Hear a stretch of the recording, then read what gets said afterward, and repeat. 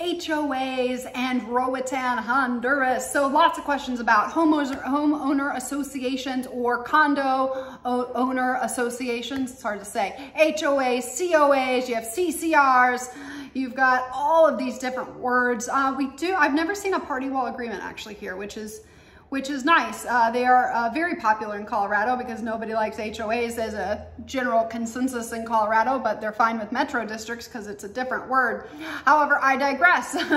So HOAs in Roatan, Honduras. So the non-answer answer is it depends on the HOA. Honduras does have strict rules for running HOAs with the caveat if it's a legally running HOA.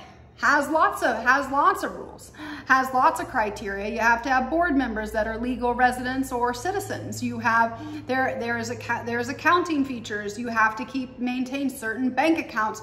There's all of these rules and regulations. The catch is, it has to be a legal HOA. Most HOAs here, they don't really follow those rules because historically they haven't had to. The neighborhood that I've been in 10 years, when I first moved to the neighborhood, it was not a legal HOA. It was an HOA. They did the things that they needed to do, but it was not an HOA that was governed by Honduras and following Honduras rules. We have since switched that, which was a raging pain, and quite honestly, it's a raging pain now when we have to have all the meetings and the quorums and the amount of people, and we don't have enough voting, and It's really kind of obnoxious now that we are a legal entity, but I do like that there's more openness with the bank account instead of going to someone's personal account.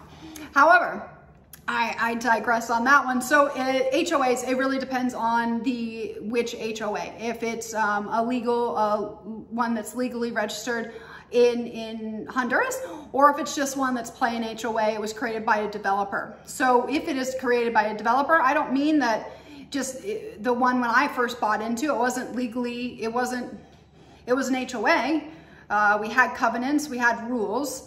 But it wasn't registered, so it was a little bit different, different bank accounts, different things of that nature, and so they're all going to be very different, and they're specific for each unit.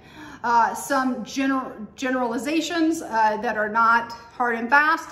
Typically, if you are buying a development from Honduras, we have a lot of different backgrounds creating and developing properties in Roatan. Well, in the Bay Islands, coastline of Honduras, just stereotypically speaking, if you have a Honduras as a country in real estate, they are not big into HOAs. HOAs are more of a thing that occurs in the United States and in Canada. So more of a North America thing, especially very strong in the United States, where developers like to push over their cost onto the home buyers, so then they can make a bigger profit. Same is true with, well, Colorado, we don't have to talk about special taxing districts, and that's to pay for the roads that the developer did not pay. We're not doing that kind of stuff here yet, but I just say give it some time. So I will get back to why I keep talking about the United States and the loving HOAs and putting expenses onto homeowners, including the road payments. If it is a Honduran developer, Honduras in general is not big in HOAs. Just a general consensus is nobody likes them, and it's not common. I mean, it's becoming more common practice, but it's not big. Like, oh, it's not a moneymaker. Put it that way. So you're not going to get your $1,000, $1,500 a month HOA fees. Typically with a development that was built by that's been here for a while, Honduran built. Or that's more non-foreign investor. You're just not going to get it. So your HOAs are going to be lower. They're going to be more simplistic, which is wonderful, and it's clean. It's just really and it's more of a means to an end. It's not a way to make money, and they're not pushing over cost onto the homeowners.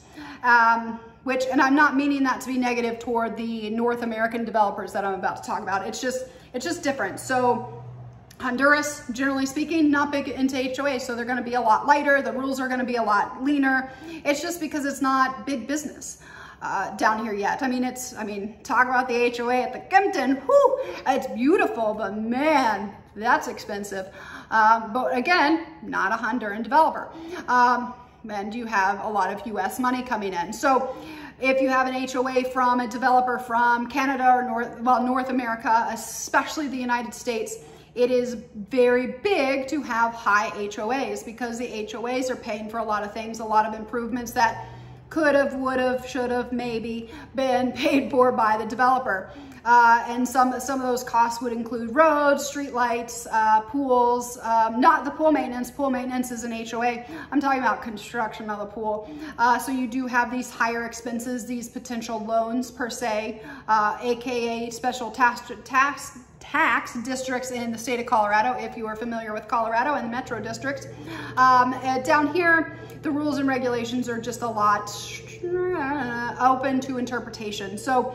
But I would expect if you have someone from the United States or just anyone in North America is developing the project, or the investors are coming from the United States, especially if you have investors from the United States, you're going to see higher HOA fees, just generally speaking. Now, you do want to make sure if you do have those higher HOA fees, or if it is an American investor development, you do want to ask, and you do want to ask about the escrow, which is more common. And so it's different for every HOA, but these business practices, they're taking it from their home country and they're bringing it here. So I would continue those things with the escrow account, making sure the bank is an escrow account, is not a personal bank account, things of that nature, which is what we do see here a lot.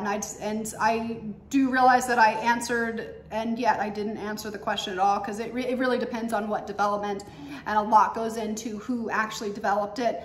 And the biggest difference is Honduran versus the United States, or where the money came from originally, Honduras or the United States, to where how that HOA kind of came into existence, and how new the development is. Have the roads been paid for? Are you paying for the roads? Are you paying for the pool versus the pool maintenance? One of the bigger expenses in many HOAs is security. And security fees are going to be, the HOA that I'm in, it's roughly 50% of our HOA is security. So just some things to think about and do. And if it is a legal registered HOA, they do have the ability to enforce the rules. So they have the ability to fine. They also have the ability to foreclose on a property, which is a much different situation than North America, but it does happen, and an HOA does have the power to do that if they're following all of the rules.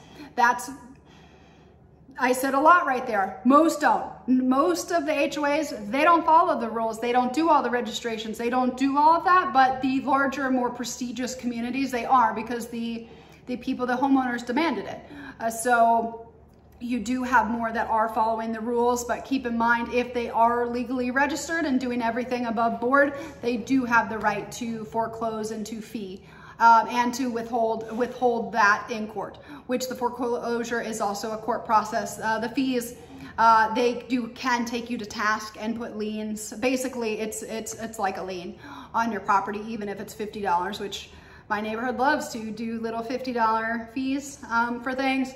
But anyway, I digress. So that's kind of the overarching thing on HOAs. It's going to vary broadly, just like Roatan. It's a melting pot of so many different cultures. It's going to depend on the developer, and then if it's properly registered, which is the big catch here, is no one's gonna. There's not a lot of consequences if you're not following the rules. So you just kind of have to pay attention to the ones that are paying the rules. And the biggest thing with the HOA is just to understand the authority that they have. Can they foreclose on my house if I withhold HOA payments? I'm not saying that you should do that, or to do that or not. No advice on that one. But then also their rules and their bank account, where the most important thing is where that money goes and who sits on it, who oversees it, and what happens if there is a surplus, or just the accounting in general. Is it in the black? Is it in the red? Things of that nature. It's always following the money. So thank you so much for tuning in, and thanks for your question.